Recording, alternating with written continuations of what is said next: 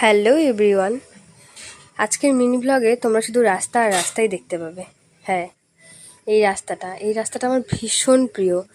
যতবারই যাই না কেন এই রাস্তাটা আমার যতবারই যাই তখনই আমার মনে এতটা মনটা আর কি আনন্দে ভরে যায়। তোমাদেরকে কি বলবো, এটা আমার বাড়িতে যাওয়ার রাস্তা। তো সেটাই আজকে তোমাদের সাথে শেয়ার করছি।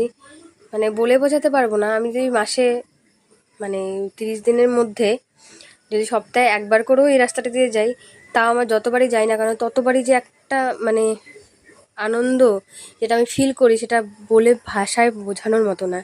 বাড়িতে যাওয়ার যে কি আনন্দ, সে যতবারই যাই না কেন ভীষণই আনন্দ। তো আজকেও যাচ্ছিলাম, এটা হচ্ছে ষষ্ঠীর আগের দিন, তো সেটাই তোমাদের সাথে শেয়ার করলাম।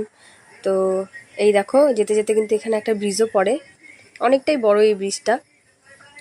আর দেখো নিচে পুরো নদীটা একদম বৃষ্টির জলে, বর্ষার